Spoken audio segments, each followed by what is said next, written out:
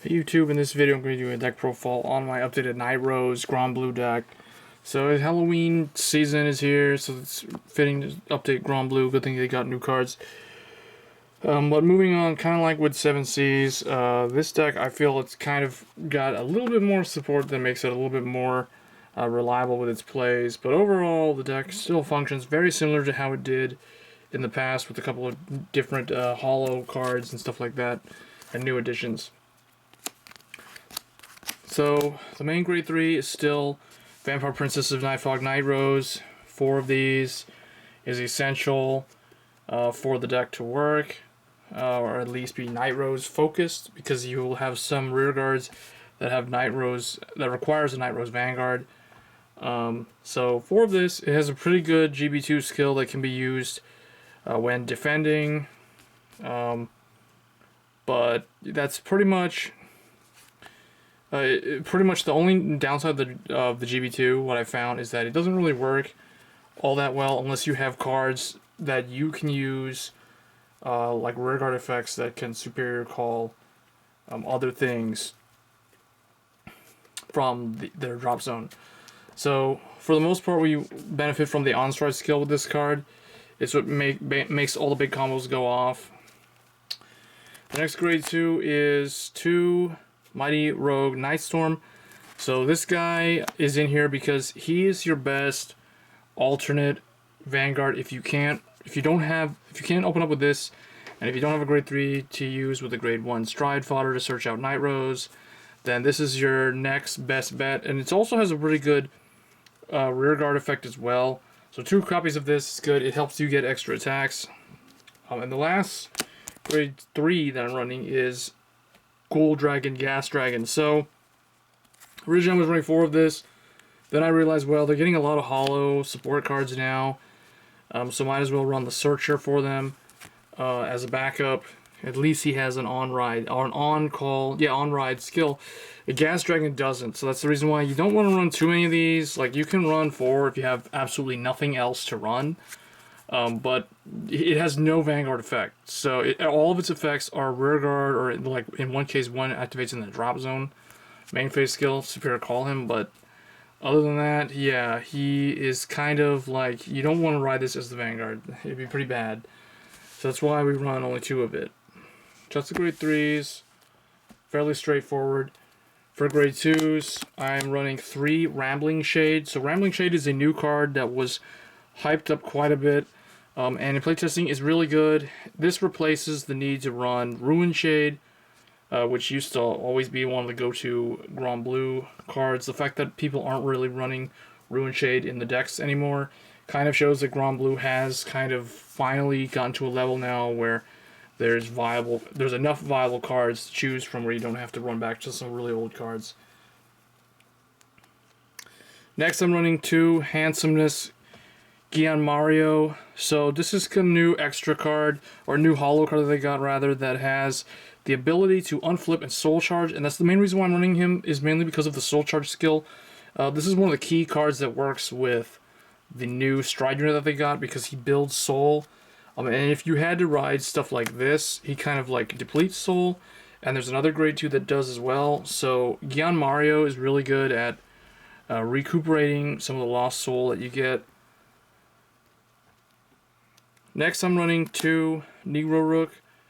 In a sense, this isn't really as necessary anymore now that we got this guy, because this guy becomes 12k when he's called from the drop zone on GB1, and on top of that, he gets the skill of when his attack hits, he can unflip and soul charge, and then if he's hollowed, he gets 3k more. So he can become 15. This one can become 16, so that's the main reason why I'm running him still, because he alone can, assuming you go up against a Vanguard that has an 11k defense, this can require a 10k block, whereas this could be a 5k block. So that's why I kind of run both of them. Plus, the unflip and soul charge is it's like an on-hit skill, so it's not really all that reliable. But it's interesting having both of them. Both basically, like all these cards are your 11k, or in this case 12k. They're your 11k pokers. Including him, and he has the ability of also like not allowing intercepting, so that's pretty good. And then I'm running 2 Negrolazy. Like I said earlier, he is the one that Soul Blesses as well. But he does counterbalance that because of the Soul Charge and the Unflip. So 2 of him, because as long as you get 1 in the drop zone, it's good enough. So you don't need to run that many. That's what I like about Granblue. It's kind of like a toolbox deck. A lot of choices. And then I'm running 2 Skeleton Cannoneer because this gives you retire power ability and potentially also draw to replace him ability if you hollow him. So that's the grade 2 lineup. It's pretty diverse, but for this clan, it actually works really well. For grade 1s, 4 Waterspout Djinn. They didn't get a new Sentinel, which is strange, but okay. So we're still playing the Unflip guy, which is fine because this is a pretty counterblast heavy deck. Then 4 Tommy the Ghostie Busters. So it's a Ghostie target for Obadiah. It's Stride fodder, and it searches Nightrose, which is pretty essential. This is like the main Vanguard you want to use to win games. So 4 of them is pretty much standard. I would say most decks are probably running at least 3 copies of that. And then I'm running 3 Witch Doctor of Powdered Bone, Negrobone. This is kind of like Betty in Pale Moon. The only difference is this requires a Nightrose Vanguard. And this card doesn't have hollow, so and it can only call a unit with hollow, which it would be pretty much like all of the grade 2s, so it's not really hurting it too much, as well as the other grade 3s, like these 2 grade 3s. So 3 of it, it's fairly good, but it uses up counterblast. So yeah, the only other remaining grade 1s are my 1 tech cards. So 1 Sea Strolling Banshee. This is kind of like the 1 Gigi that everybody's running in the Gear Chronicle decks. And then 1 Skeleton Undead Pirate. I like this card. I don't see a lot of people running this. At least like, the Granblue builds I've seen. Like, I like this at 1. Originally I was running 2 of it. But I made room for a new card. It's a trial deck card, but it's basically the equivalent of the Melem in this deck. Because this can swing for 14 if it's hollowed when it attacks. So this with a 7 behind it can hit 21 without any triggers. That's really good for a grade 1. So that's the reason why I'm running it at 1 copy. It's hollow as well. Then I'm running 1 Bale the Ghostie. Bale the Ghostie replaced John the Ghostie. So if I stride Obadiah, and usually I still rely on Obadiah to set up my drop zone, this card is your go-to Ghostie target, plus 2 other hollow units that are usually either this guy and one of these guys, or something along those lines. But yeah, these are my 1-ofs for my grade 1 lineup, and I think they work pretty well. For the trigger lineup, it didn't really change. There's only 1 new addition. So for Mick the Ghostie and family, it has hollow. You can't really use it with Obadiah because it's not a normal Ghostie, but it's still really good at giving +2 stages and recycling itself into the deck, so it helps prevent like deck out, because deck out with Granblue seems to still be kind of a fear that or weakness that this deck has, because it hasn't really gotten anything that fixes that problem compared to other clans like Genesis. And then speaking of the new card, I am running now 4 Rampage Shade. It's the critical trigger for Nightrose. And then 4 Rough Seas Banshee. Rough Seas Banshee is fairly important in this deck. So yeah, either copy this one or the original is fine. This one's from the trial deck, the reprint. And then 4 heals, of course. So 4 stand, 8 critical, 4 heal.